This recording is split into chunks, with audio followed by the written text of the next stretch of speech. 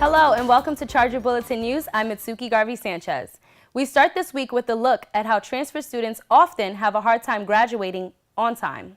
Students cited that the university, along with others across the country, don't accept a lot of credits from a previous school.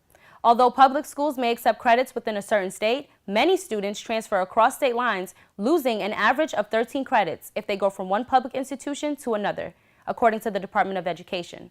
The Registrar's Office said that they do their best to get students to graduate on time once they are here. The University of New Haven is launching its version of the Welcome Project. The program started in 2009 at Valparaiso University in Indiana. The project was created by Professor Liz Wearful and Allison Schutte in an effort to better understand marginalized groups.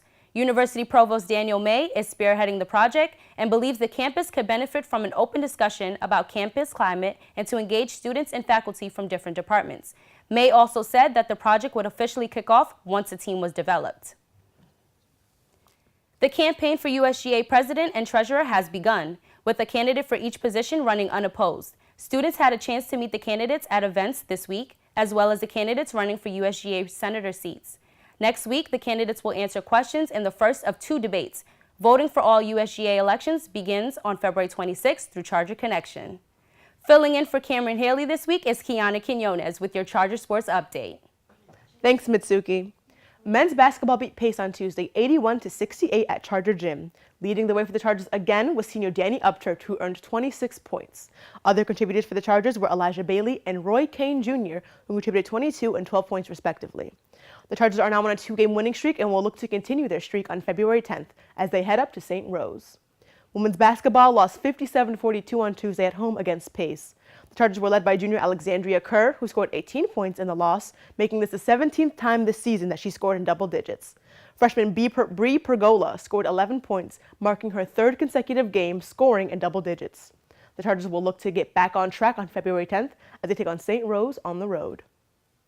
Women's lacrosse was picked to finish third in the NE10 Conference preseason coaches poll, behind conference powerhouses Adelphi and Lemoyne. The Chargers received 141 points in the poll. That's all we have for the Charger Sports Update. This week on the Charge Up.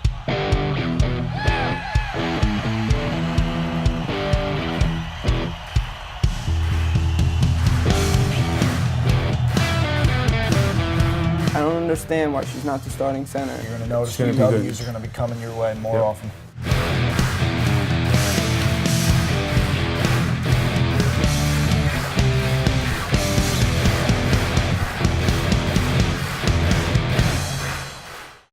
On the Fritz is a band of university students who were recently signed to the student-run record label on campus, Purebred Records. They sat down with Kiana Quinones this week to talk about their recent deal and their upcoming album.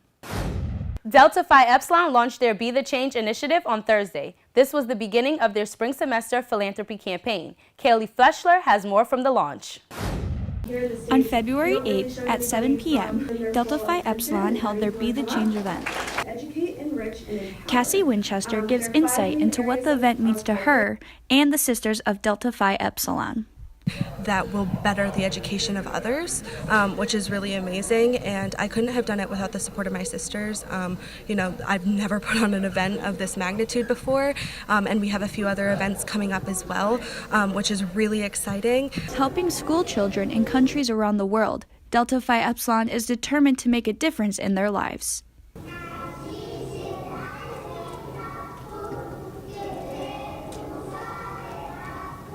Whether it's collecting cash donations or fundraising through other ways, such as their Be the Change t-shirts, which can be ordered online, Delta Phi Epsilon, Cassie Winchester, and many other University of New Haven students are motivated to make a difference and be the change for these school children and for the classrooms around the world.